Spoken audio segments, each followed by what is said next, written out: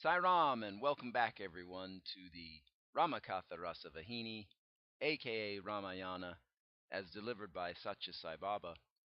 We have now arrived at chapter 6a, Lanka on Fire. Hanuman knew that it was wrong to spend any more time in Lanka. He felt that the sooner he communicated to Rama the welcome news about Sita, the better for all concerned. He prayed for permission to leave. She said, Go safe and soon. Tell Rama to come soon and take me with him. She shed tears of hope and sorrow. Hanuman was moved by the pathos of the scene. Sadness overwhelmed his brave heart. He consoled her and said, Very soon, mother, Rama will lay siege to this Lanka with his Vanara hordes. He will destroy these Rakshasa forces, rescue you, and restore you to Ayodhya. But Sita was inconsolable. She had her doubts. Hanuman, what is it that you say? Can monkey hordes fight against and destroy these Rakshasas who have mastered many a mysterious stratagem and subterfuge, and who are themselves much stronger? How can the two brothers, Rama and Lakshmana, stand up against these demons and win? Victory over the demons is an impossible dream. This can end only in my death.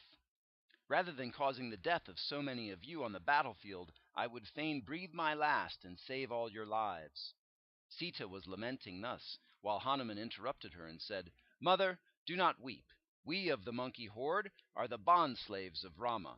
All of us believe that Rama is our strength and our courage. We take in as our very breath the name Rama. We have no other source of life. Therefore, even if each of these Rakshasas increases 1,000-fold in devilry, we monkeys can easily destroy them. We can win victory over them in spite of their wiles and wickedness. You are doubting the extent of our strength and skills, since we appear in our wonted forms. Let me show you the form I can assume in battle. Hanuman rose sky high and stood before Sita, a mountain peak of shining gold. Sita was astonished at this. She said, Hanuman, stop, enough, limit yourself. If the eyes of the Rakshasas fall on you, you may not be able to return soon to Rama. Sita protested and pleaded with him to assume his old form. Hanuman gave up the terrible form he had converted himself into and became a quiet little monkey in no time. Hanuman fell at the feet of Sita and turned his steps away. But the plight of Sita and her anguished face were so deeply imprinted on his heart that his feet would not move away. While returning from the place where Sita was, he saw an orchard, and plucking some tasty fruits, he ate his fill. He cast aside those that were unripe, and the extra one he had plucked. Sighting this, a Rakshasa guard wanted to frighten him away, but Hanuman gave him a blow which felled him to the ground. He ran to the head of the gang of guards. He fled in terror to his superior in office, and he in turn approached his master. Thus the news of a monkey rioting in the garden reached the imperial ears of Ravana himself. It struck Ravana as an evil omen. He could not restrain his anger at the mischief and the insult. The flames of his ire rose to the skies.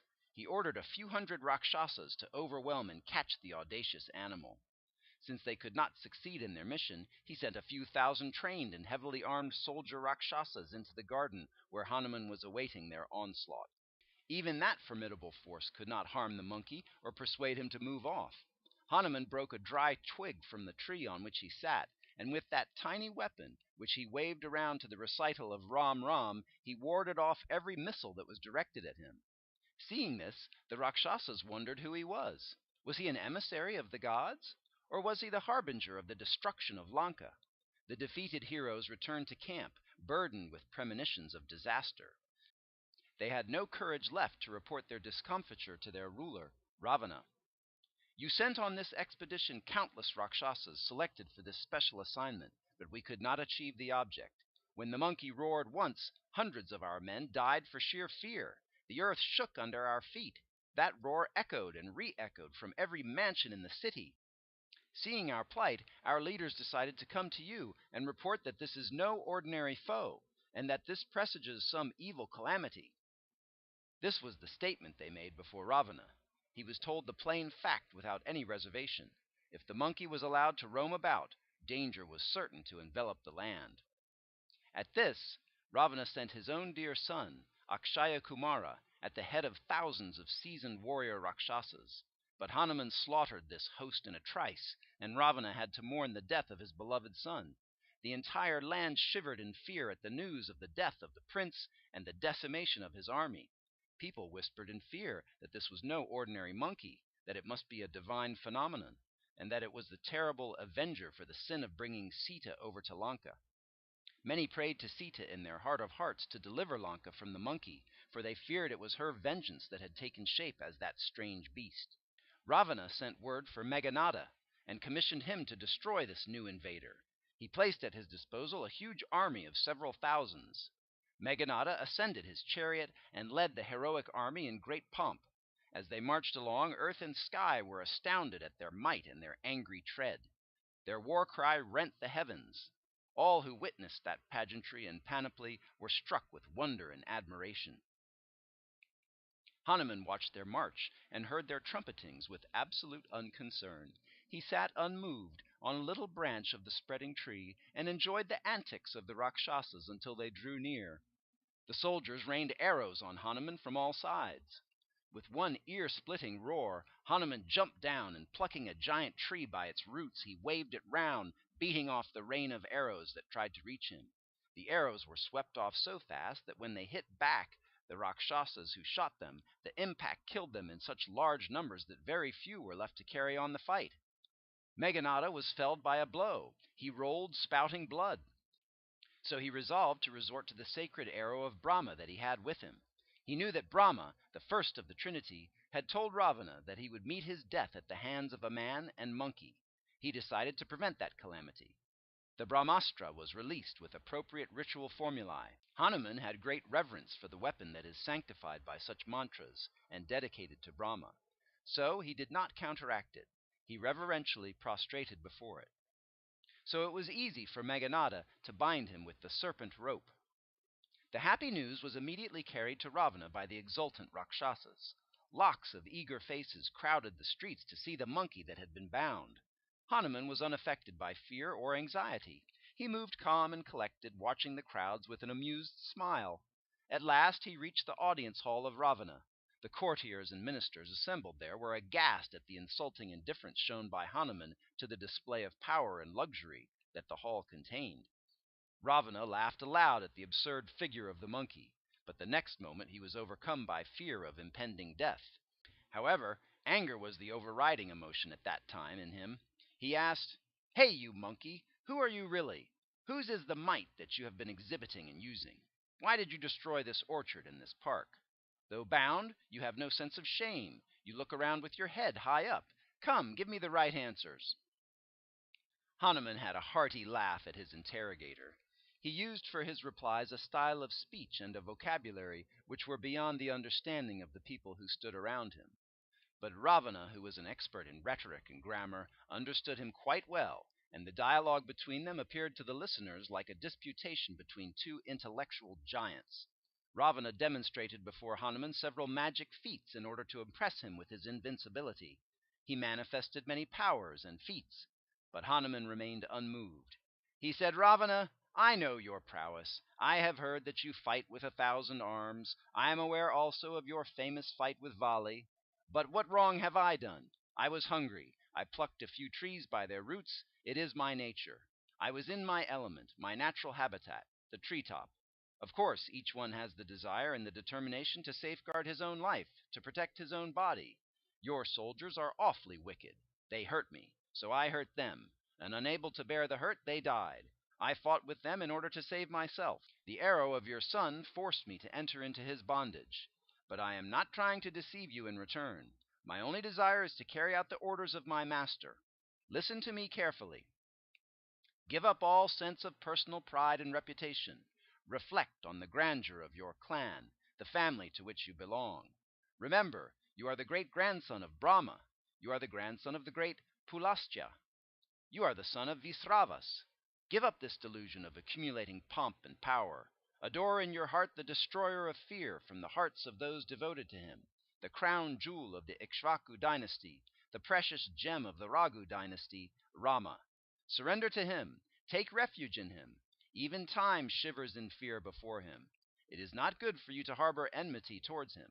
Listen to me. Place Sita at the lotus feet of Rama, and meditate on the grace that flows from those feet.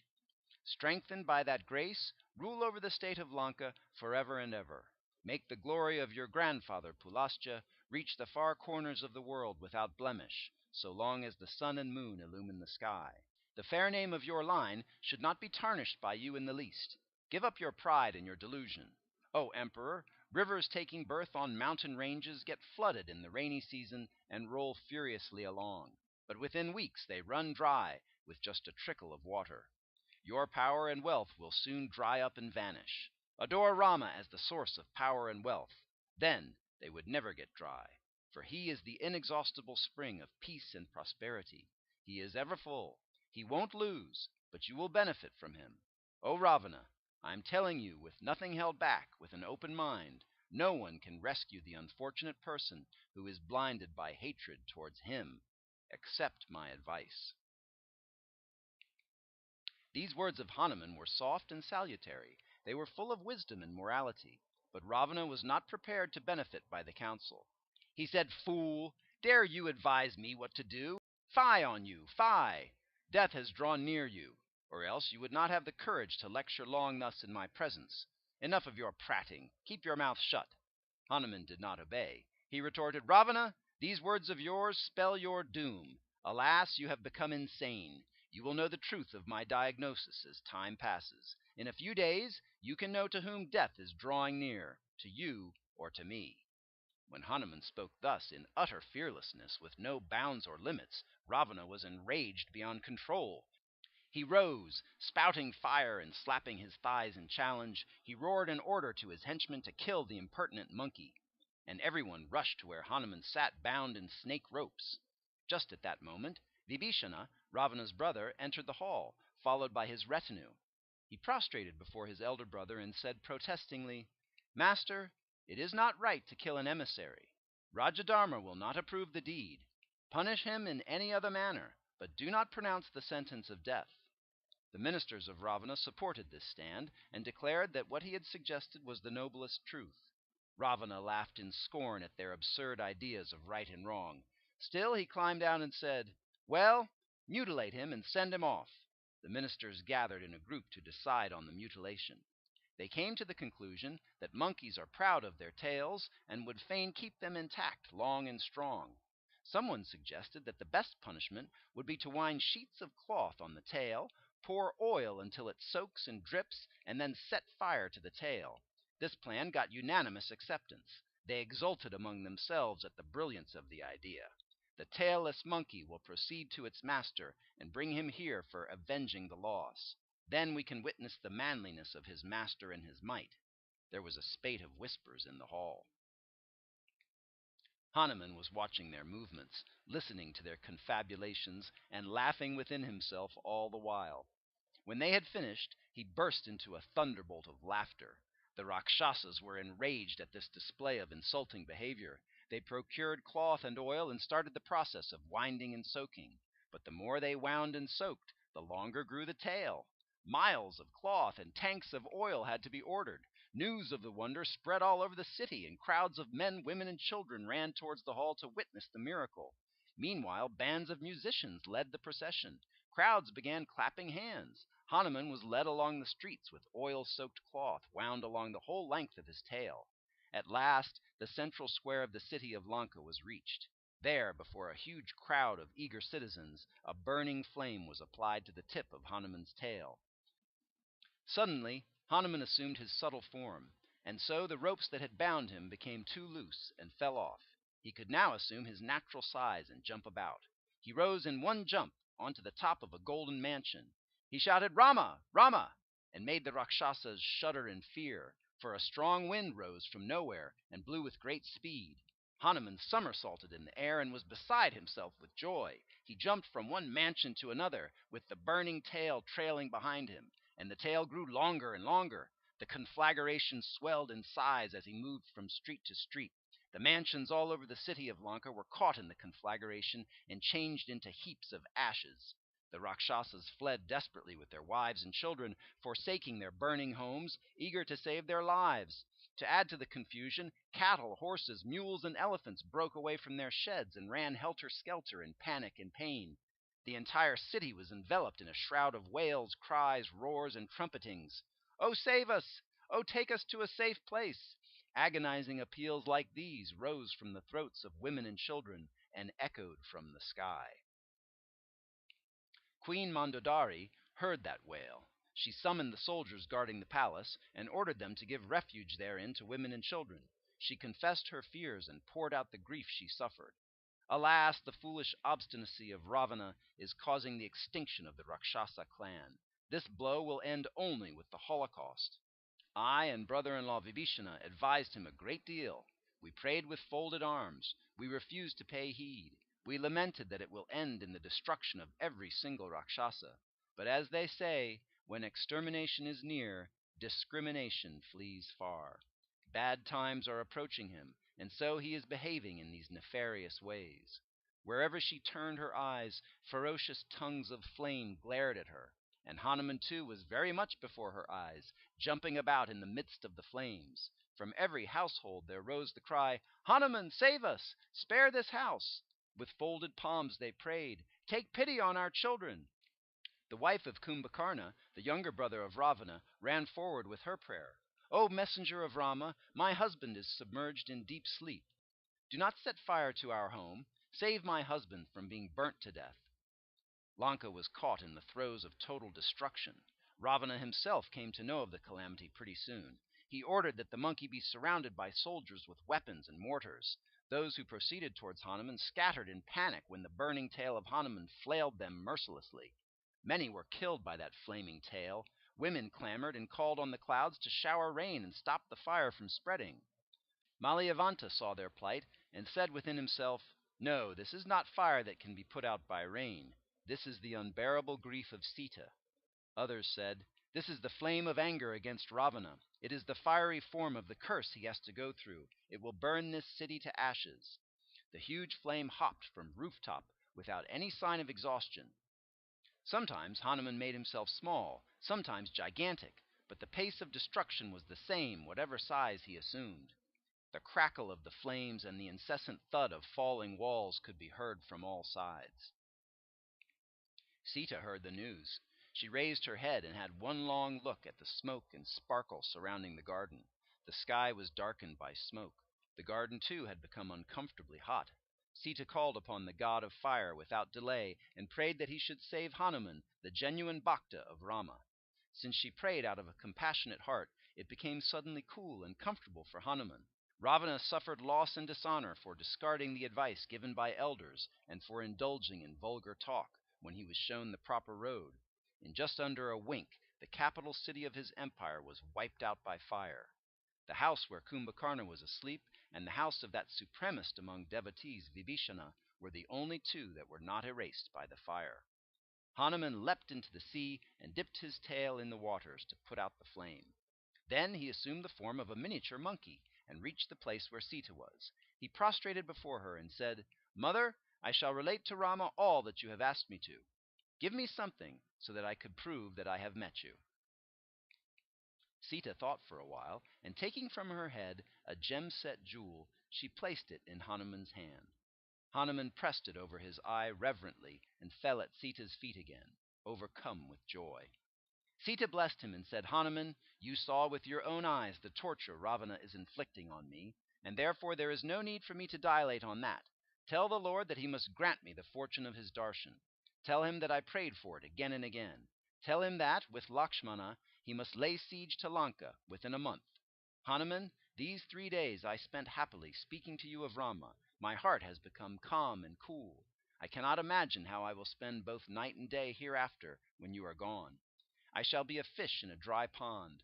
Of course the omniscient Lord is ever watching over me, but when, oh when, shall I feast my eyes on those lotus eyes of his?" Hanuman tried to infuse faith and courage in her mind by his assurances and assertions. He prayed, pleaded, and prostrated again and again. At last he turned towards his path. Before leaving the Ashoka Park, Hanuman bellowed a farewell roar, which shook the earth and made the men, women, and children of the island shiver in terror.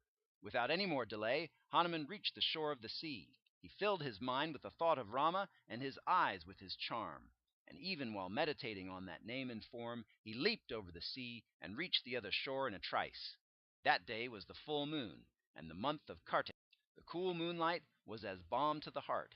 The name of Rama implanted strength and joy. Hanuman had won. The monkey groups who had espied Hanuman from the distance coming through the horizon were elated beyond words. They were filled with joy, their faces blossomed. They shone with a new splendor as they saw him come nearer and nearer.